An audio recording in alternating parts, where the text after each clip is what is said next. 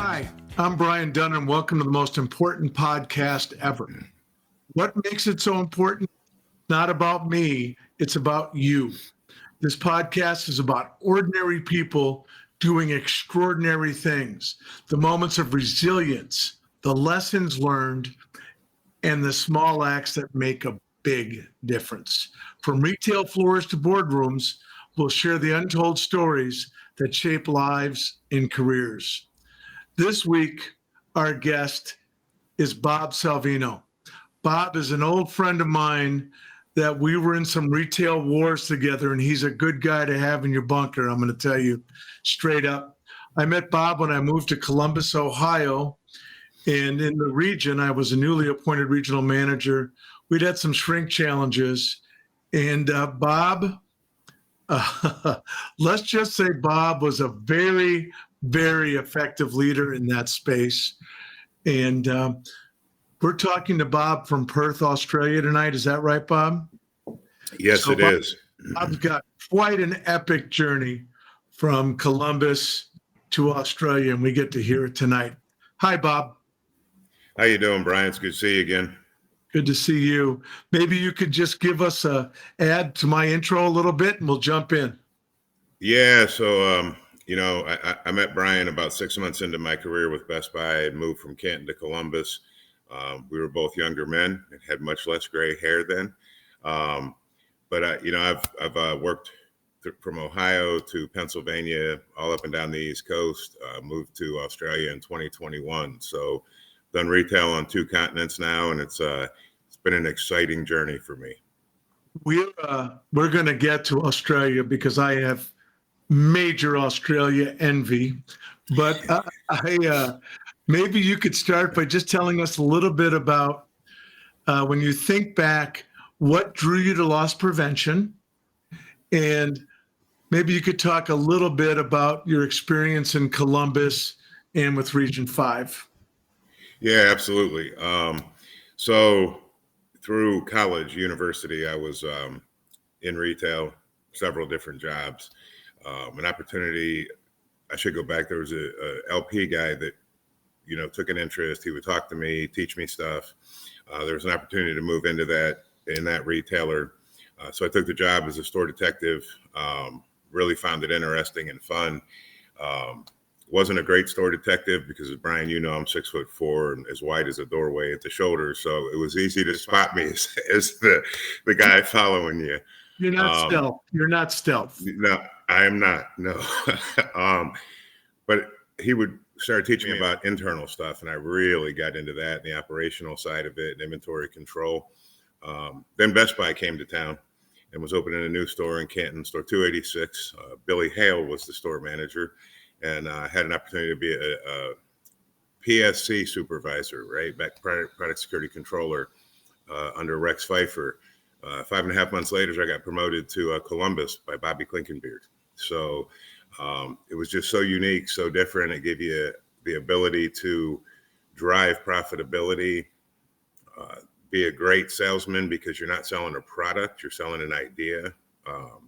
So it really stretched my mind, and I was fascinated with all the different ways you could impact the business. And you certainly did, Bob. You were a big part of the team. And I don't just mean in stature. I mean, you were a big part of the team. I wonder if you could walk us through how you get to Australia. My goodness. Yeah. So quite by happenstance, to be honest with you. You weren't looking for a move to international? Not at all. No, not at all. Look, I was working for a small private retailer on the East Coast, kind of just bored a little bit, but met my wife, Trina, who's Australian born.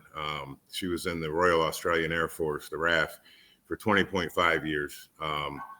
We met kind of by happenstance online. I wasn't really looking for a serious relationship, neither was she, but I was looking for somebody to go out to dinner with, maybe go to a movie, enjoy their company. After our first date, I knew Trina was a woman I'd been looking for my whole life.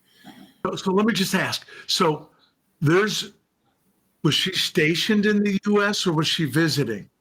She was here for 3 years. I met her in the last year she was here. So I'll make a long story short. Every U.S. base has what they call a SAFR community, and it stands for Security Armed Forces something something. And throughout the world, we post military members over there. So they liaise between our military and theirs. So the Australian military and the U.S. military are linked very closely. There's 105 years of mateship between the two. They've been in every conflict we've been in. Australia buys all their planes from the U.S. Navy. So Trina was here as a representational role, but also to manage the repair process of all their planes and the units going back and forth and all that. So she was based at the Naval Supply base in Philadelphia. So, we had our first date on Easter. That afternoon, I thought, wow, I hope she stays longer. As our relationship continued to build, she's like, I have to go back. And I said, you can't quit, stay here with me. And she said, no, I re-upped 6 months before I met you, and I got a rather large signing bonus that I don't want to pay back. I said, awesome. She goes, what are we going to do? I said, I guess I'm going to have to move to Australia. And her jaw dropped because she didn't think I'd be willing to do that. But I knew she was the person I wanted to be with. So my first international trip ever, because I was supposed to come for a visit in 2020, see our daughter my stepdaughter, graduate with her class. She was coming back to the U.S. for that to go to prom. And then COVID hit, they couldn't come.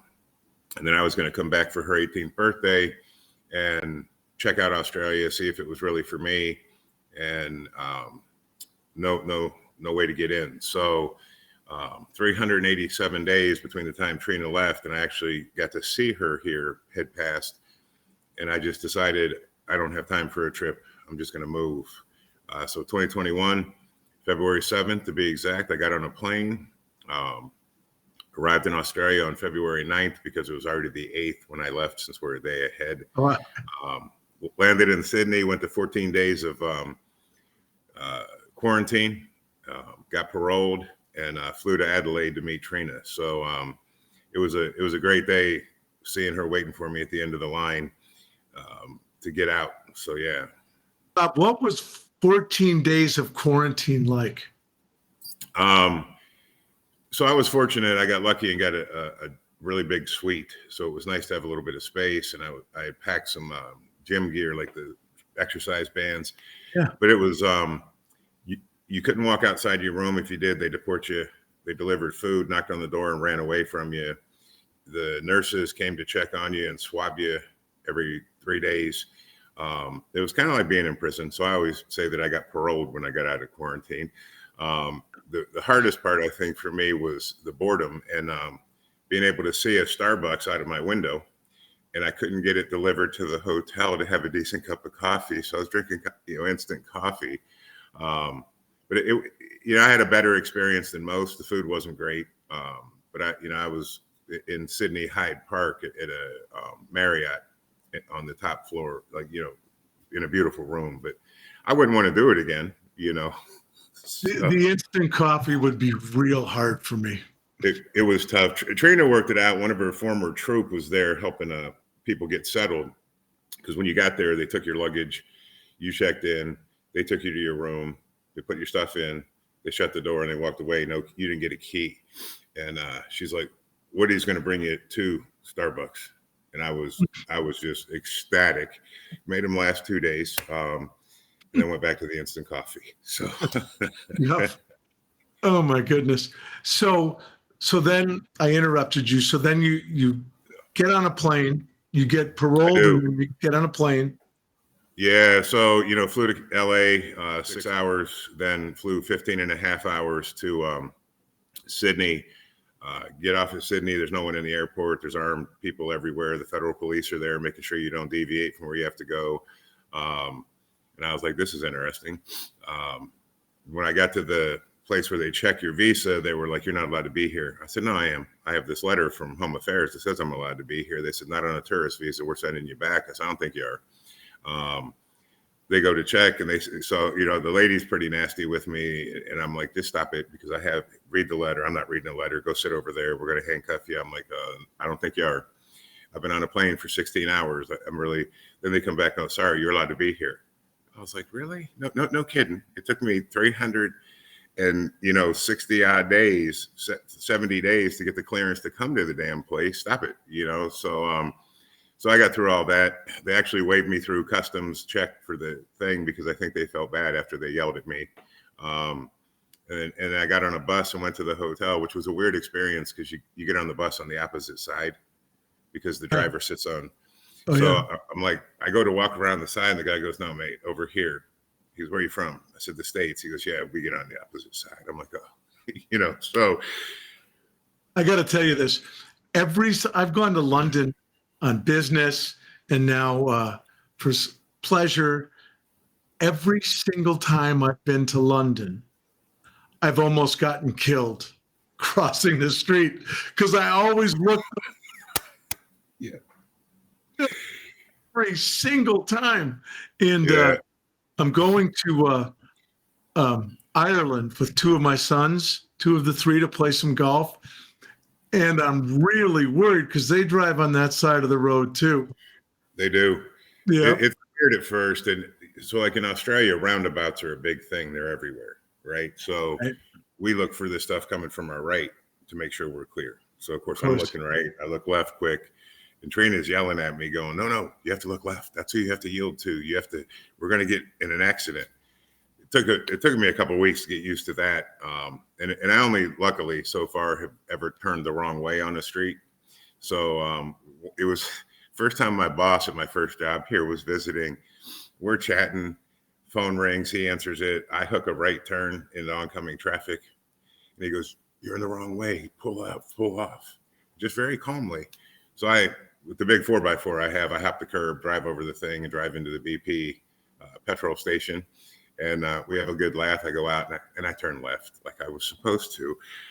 But when you're not thinking, when you're first doing it, it just happens. And we were having a chat and a laugh and I just wasn't thinking and hooked that right. And there's 5 cars coming at me, right? So. Well, I'm going to give you a holler when I get back and let you know how that part of the trip goes for sure. Please. Yeah. So lots of cultural changes. Yeah, but so everybody's like, well, at least you're in an English-speaking country, and it'll be easy, and in some ways it is. But Australian English is different than American English, right? So, quick story: first time I go to dinner at Trina's house to meet the kids, they don't put napkins on the table, and I have a goatee, and they serve what they call spaghetti bolognese, and my Italian grandmother rolled over in her grave because it had broccoli and cauliflower in it. And I'm like, this isn't bolognese, right? I don't know what this is, but okay. So I see some paper towel. Yeah, so I see some paper towels. I get up, I go grab one. Trina says, what are you doing? I said, I need to wait. She says, oh, we have serviettes. I'm like, oh, cool. She says, would you like one? If I knew what it was, probably.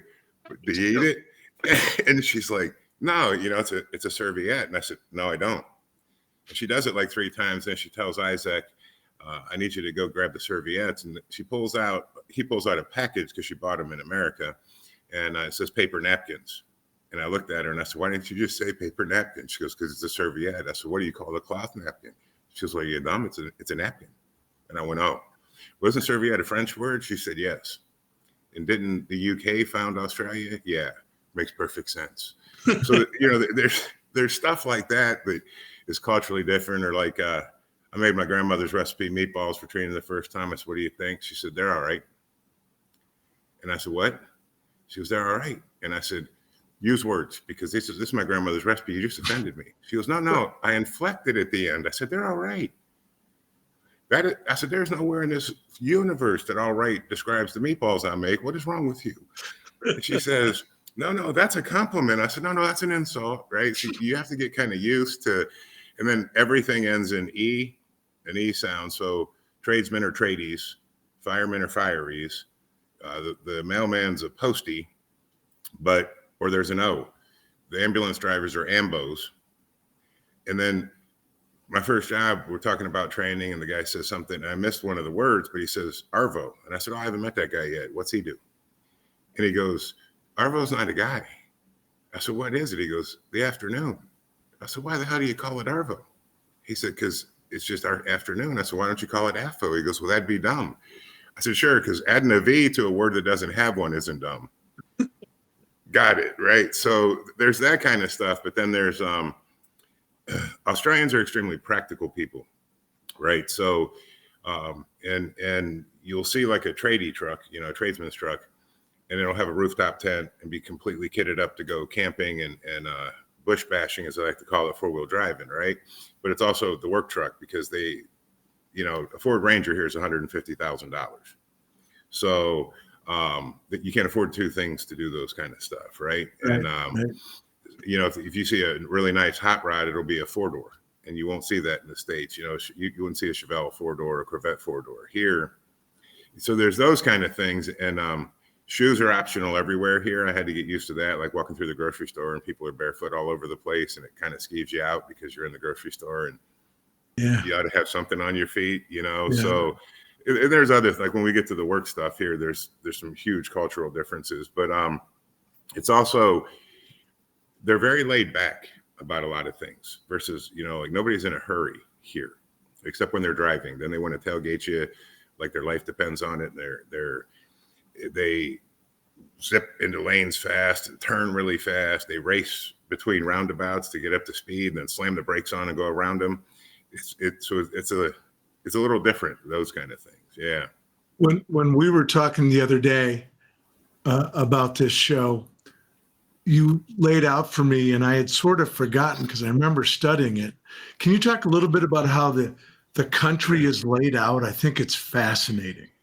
Yeah, absolutely. So there's 8 states in Australia. So you have Western Australia, the Northern Territory, South Australia, Queensland, New South Wales, the Australian Capital Territory, which is like our Washington, D.C., and Tasmania. So there's 7.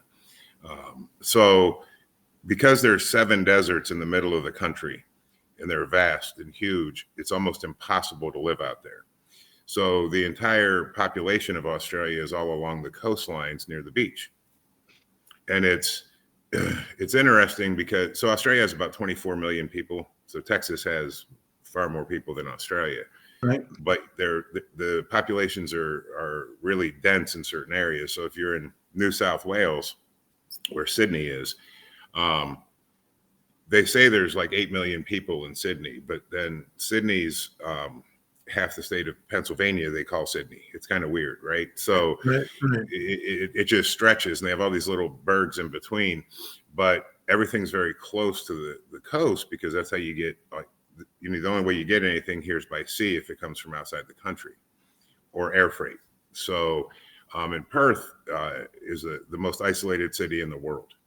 So the next closest city is Adelaide, where I first lived when I got here, and it's 3,300 kilometers away, which is 1,800 miles, give or take. There's one road from Adelaide to Perth. There's no other way to get there, So it's interesting that way. Yeah. So I talked to a friend today that has done some business in Australia, done some consulting in Australia. And I told him I was excited about doing this with you today. And he said, "Where does your friend live?" And I said, "Perth." He goes, "He really lives in Australia." yeah, absolutely. Because Western Australia is also the biggest state, so it's 1/3 of the country almost. And it's unlike all the other places. You can be in Perth and you can drive 45 minutes and be completely out bush and off grid and in the middle of the country, as we would call it, but here it's out bush. From my house, I can literally in 7 minutes be out bush and be in a completely wild, untamed area. And you have to get used to things like here they have a redback spider, which is the same thing as a black widow, right? So, but the redback has the hourglass on its back, the black widow on its belly, same spider. And they're common around your house. So you constantly are spraying for them. My garage has probably 15 of them in them right now. And there's people walking around barefoot. Absolutely, yes, right, absolutely. Then you have like wolf spiders and whitetails, and then of course you have the huntsman that's as big as a dinner plate, but you don't mess with them because they eat the other spiders and they eat small snakes. So you like the huntsman; they're your pal. Oh, that's yeah. So they help that. But so you have to, like, the first time I open the garage and there's this redback and she's about that big. And I'm like, wow. And Trina's like, oh yeah, just, shoo her outside. No, that's a black widow. No, can't help you with that. Right. So like I always joke that everything in Australia wants to kill you, because it has the highest rate of skin cancer in the world, because of the sun and all that. You have probably the top 25 most venomous snakes in the world live here. The most venomous snake lives here. The only thing that's really not poisonous are the scorpions. They're just like a bee sting. So, you got to kind of, you wonder about that right there. You go. And it's crazy. So when we were moving here, we're driving across the air highway, which turns into the Nullarbor, and we're at the iconic Nullarbor Roadhouse. It's been there since the 1800s. And pull in, checking in, because there was some flooding and we got stuck there for a day and a half. And the sign on the desk says, we've had a death adder hatching. If you see any snakes, please let us know. And I thought to myself, you just don't see that when you check into hotels at the States, right? It's just not a thing. Nope. And I'm going, death adders, huh? They're like, yeah. We had a big hatching. We've already caught 8 today. And I'm just like, and I have both my dogs with me. I've got to walk them in the dark before they, and I'm thinking, and then I'm out getting something out of the car, and there's this group of people chasing this baby death adder across the parking lot towards me. And I'm thinking, did you lose the plot here, folks? And here comes the guy with this little clippy thing, and he puts it in a trash can, but they're the same color as the parking lot, and their head's just a little darker. I'm thinking, well, is this going to be fun? I'm going to die at the Nullarbor Roadhouse this evening, right? We open the door to the room. On the back of the door, there's the 4 most venomous snakes in Australia live here. Please be. And it sends you pictures of them so you know what they are. Be careful, because if they bite you, you might die, because you're in the middle of nowhere. They have to get the Royal Flying Doctor Service in to save your life with the anti-venom. They have 30 minutes to get to you if you get bit by a king brown before you expire. So, but it's funny because there's 24 million, 25 million Australians, and they hardly ever get bit by snakes, or, you just get kind of used to it. You're not phased by it that much. Right. You just don't do dumb stuff and walk in where there's not a clear walking path. You just don't walk in there because you're not sure if, Mr. Death Adder's meeting you, or the king brown, or the taipan, or whatever. So but their famous saying is, she'll be right. And you're like, she'd be right. Yeah, she'd be right. I don't think she'd be right if she bites you, pal. Like, but you also, another funny story, we're driving back from Queensland. We went up there camping, and I look over, and there's a Mercedes Gullwing, right? Very expensive in the States, even twice as much here. And it has a trailer on the back of it with a jet ski. And I thought, things you'll never see in America, only in Australia, right? That's so funny. I don't want to, but I do got to ask you. Yes, sir. You work for a multinational retailer. Yep. In fact, you work for one of the most recognizable brands in the world. Yep. And you run multi-units over there. I do. And I don't know if you want to mention the brand or not. It's entirely. Yeah, I wore the shirt so I could, promote the brand a little bit. I work for Adidas, or Adidas if you're in Australia. They pronounce it a little differently. So. And that's actually the correct pronunciation. I did a little bit of. So. Yeah. Go ahead. So tell me what it's like running multi-units in Australia. Are there cultural differences that you had to? I mean, are things way different? They are. So what you find different between the U.S. workforce and the Australian workforce is the U.S. workforce is much more motivated, much more driven. So here, Australians the Fair Works and the government have created you have to pay people a certain amount of money. Anything over this many hours is overtime. Full time's 38 hours, blah, blah, blah. On Saturday, you get paid extra money because it's Saturday and we inconvenience you for having to work Saturday. On Sunday, you get paid even more. So when I was talking to Trina about my daughter, our stepdaughter getting her first job, she's working at a place called Wendy's Milk Bar that serves ice cream, hot dogs, stuff like that. And as a casual, she was making $24 an hour.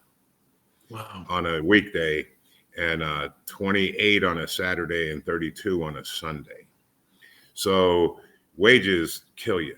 And the workers aren't as motivated because Fair Works hates every company.